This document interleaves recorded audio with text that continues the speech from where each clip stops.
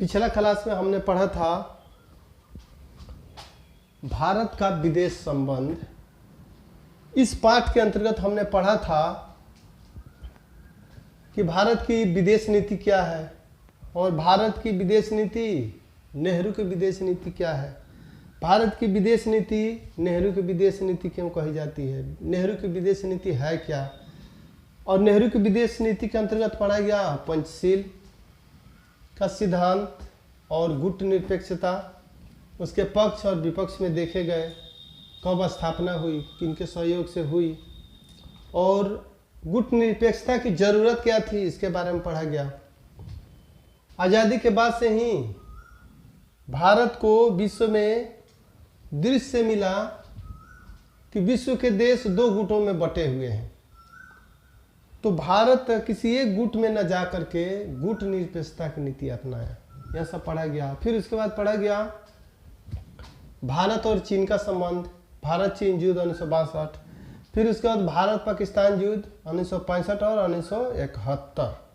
और यह भी पढ़ा गया कि इन युद्धों ने भारत को कुछ सीख दिया। भारत अब आदर्शवाद से यथार्थवाद की ओर मुड़ गया, अपना सैन्य शक्ति बढ़ाने लगा, रूस की तरफ झुकाव बढ़ते गया। तो इसके बारे में पढ़ा गया। अब हमको पढ़ना है भारत की जो परमाणु नीति है और भारत का परमाणु कार्यक्रम है, इसके बारे में। द्वितीय विश्व युद्ध अंतिम चरण में था। अगस्त 1945 में अमेरिका द्वारा जापान के दो नगरों हिरोशिमा और नागासाकी पर परमाणु बम गिराया गया और दोनों शहर को नष्ट कर दिया गया। उसके विध्वंसक प्रभाव को देखते हुए दुनिया के अधिकतम देश सोचने लगे हमारे पास भी ऐसा हथियार होने चाहिए, यानी इतने ही बड़े पैमाने पर विनाशक हथियार हमारे पास भी होने चाहिए।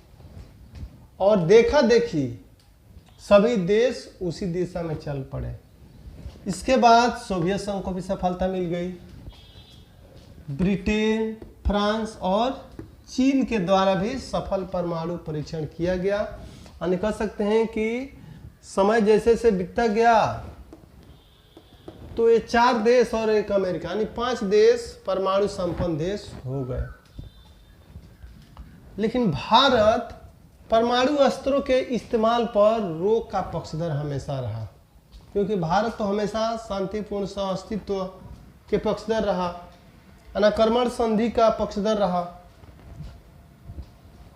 1963 में भारत द्वारा पीटीबीटी पर हस्ताक्षर किया गया। पीटीबीटी के बारे में पहले भी पढ़ा गया पिछला क्लास में। पार्शियल टेस्ट बैन ट्रीटी, यानी पाक्षिक परीक्षण प्रतिबंध संधि। इसके तहत यह है कि आप परमाणु परीक्षण करेंगे।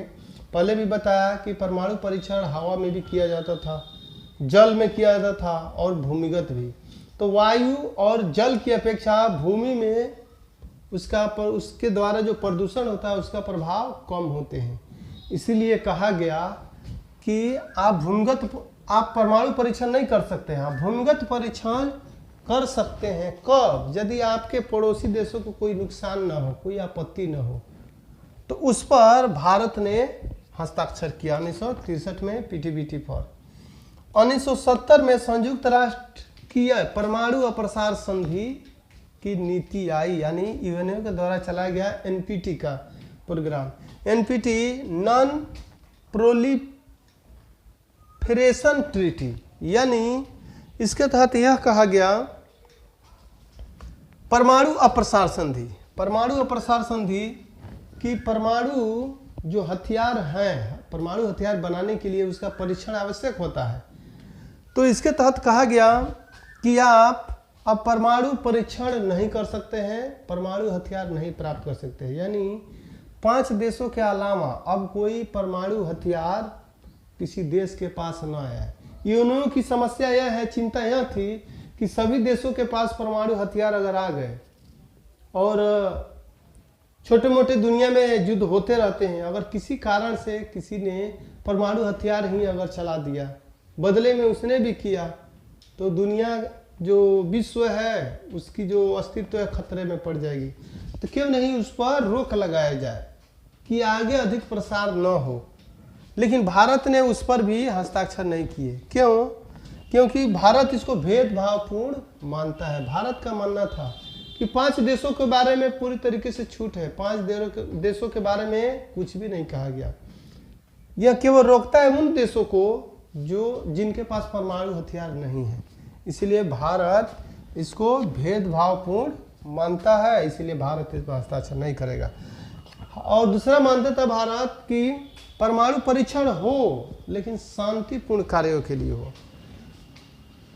शांतिपूर्ण कार्यों के लिए मतलब परमाणु जो बिजली उत्पन्न की जाती है, और भारत एक बड़ा देश है, ऊर्जा संकट से हमेशा जूझता रहा, तो इसके लिए ऊर्जा चाहिए, विद्युत ऊर्जा चाहिए, और कोयला है और जो पनबिजली है उसकी भी एक लिमिटेशन है। इसीलिए भारत को लगा, या चाहे भारत के लिए परमाणु ऊर्जा एक अच्छा बेहतर विकल्प हो सकता है, इसलिए भारत उसके पक्षधर में रहा कि शांतिपूर्ण कार्यों के लिए परमाणु परीक्षण होना चाहिए।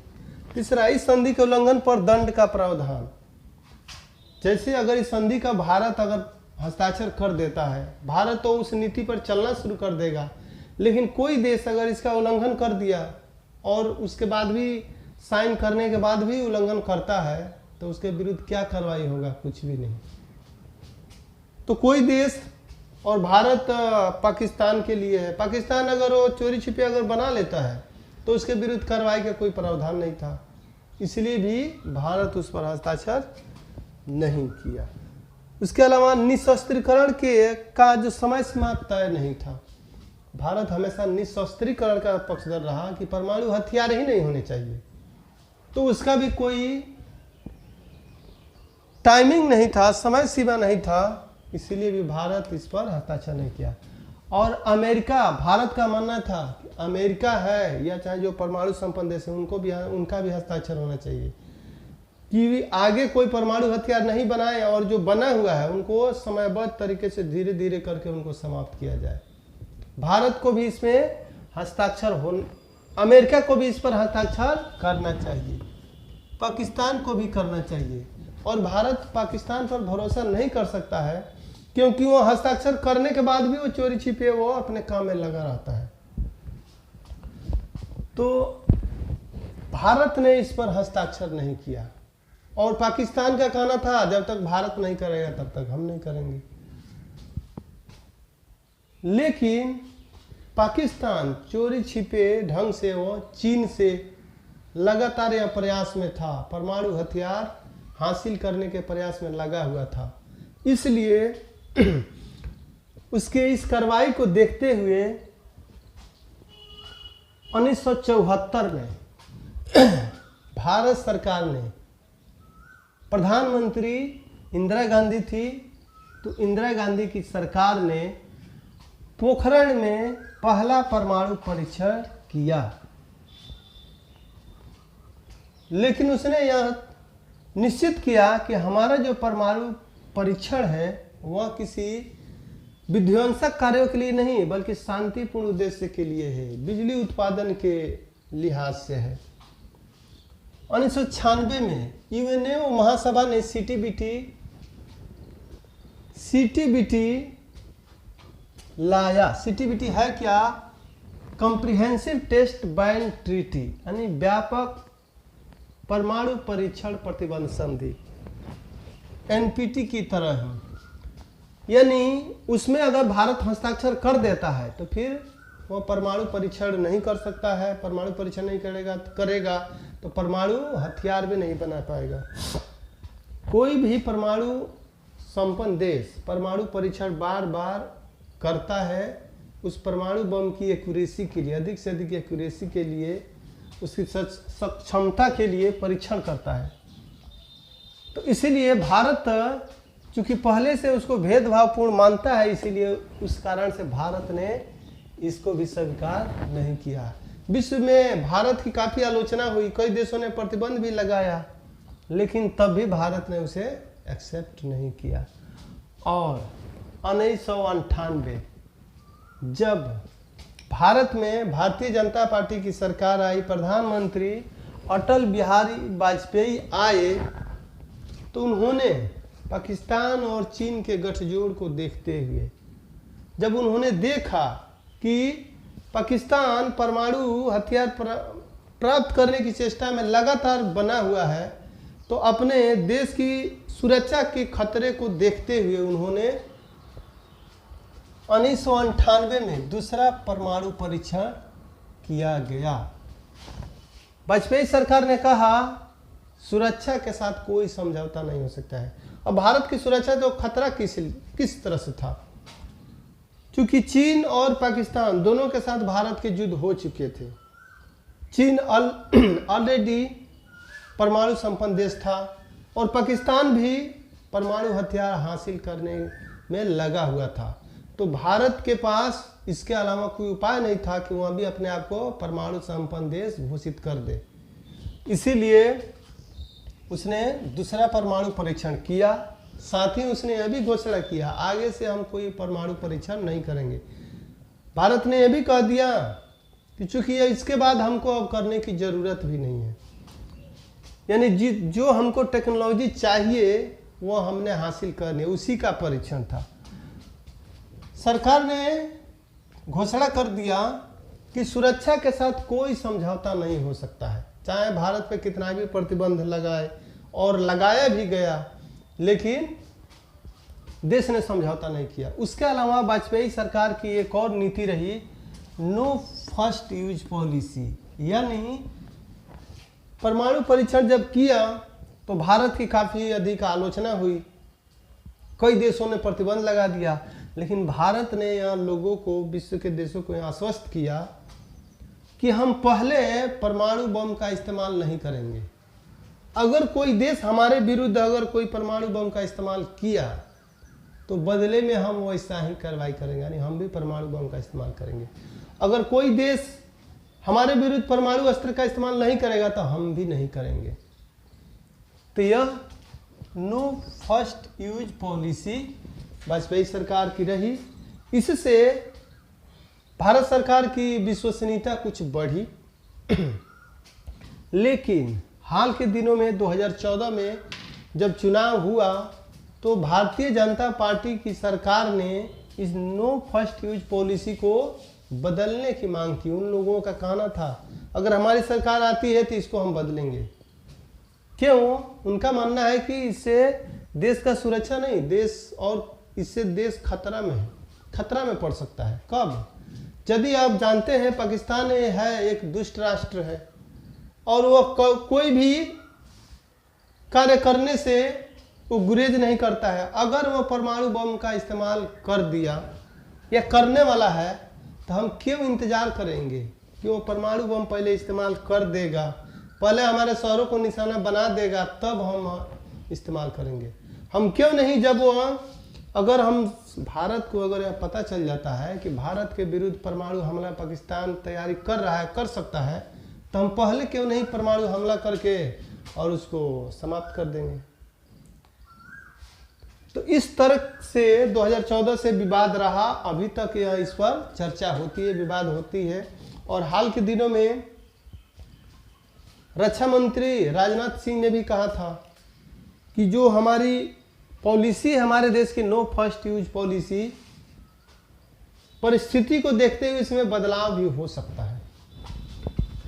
2008 में भारत एवं अमेरिका के बीच परमाणु क्षेत्र में, यानी कह सकते हैं कि बहुत लंबे समय तक भारत अमेरिका के बीच जो संबंध है वो खराब रहे, लेकिन 2008 में आकर के फिर नए सिरे से संबंध बना।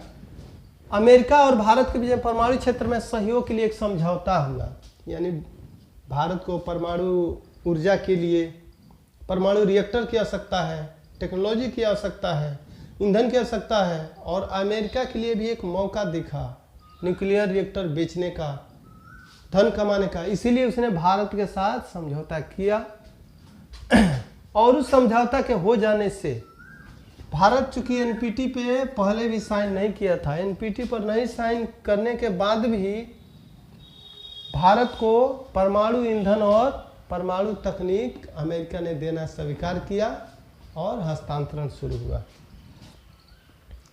इसके बाद अब हमको पढ़ना है भारत तथा विश्व राजनीति में बदलाव, समय के साथ क्या क्या बदलाव आते हैं। अब तक पढ़ा गया, भारत जैसे ही आज़ाद होता है शीत युद्ध था, शीत युद्ध होने के कारण किसी एक गुट में जाना था। दुनिया के अधिकतम देश यह असमंजस में थे। उस समय भारत ने गुट निरपेक्षता की नीति अपनाया और उसी रास्ते पर आगे बढ़ते रहा। लेकिन कुछ समय के बाद चीन का भारत पर आक्रमण हो गया। फिर भारत को समझ में आया कि हमें अपनी सैन्य शक्ति बढ़ानी चाहिए। चूंकि पाकिस्तान पहले से अमेरिकी गुट में जा चुका था, इसीलिए भारत का झुकाव रूस की ओर बढ़ने लगा और धीरे धीरे सैन्य शक्ति भारत बढ़ाने लगा। और परिणाम यह हुआ कि 1965 और 1971 के पाकिस्तान के आक्रमण से भारत बखूबी उससे निपट पाया। दोनों ही युद्धों में भारत ने पराजित किया। 1991 में सोवियत संघ का विघटन हो गया, शीत युद्ध की समाप्ति हो गई। अब दुनिया में एक ही महाशक्ति रह गया अमेरिका, उसको एक ध्रुवीय कहा गया। एक ध्रुवीय विश्व की स्थिति आई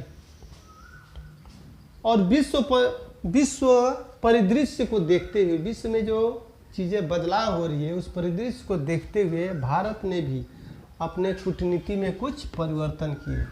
अब क्या क्या परिवर्तन किए? यूरोपीय यूनियन के साथ बेहतर संबंध। भारत समझ गया अब अपनी आर्थिक विकास के तरफ ध्यान देना है, तो जो भी संगठन है किसी से अलगाव व दूरी बना के नहीं रहा जा सकता है, सबके साथ मैत्री संबंध बना के रहा जा सकता है। तो इसलिए उसने यूरोपीय यूनियन से बेहतर संबंध बनाया। यूरोपीय यूनियन है क्या? यूरोप के देशों का वह संगठन है, उसके साथ बेहतर संबंध बनाया। यूरोप में जर्मनी बहुत तेजी से आर्थिक शक्ति बना। एशिया में जापान आर्थिक महाशक्ति बना। दोनों के साथ भारत ने बेहतर संबंध स्थापित किए। रूस से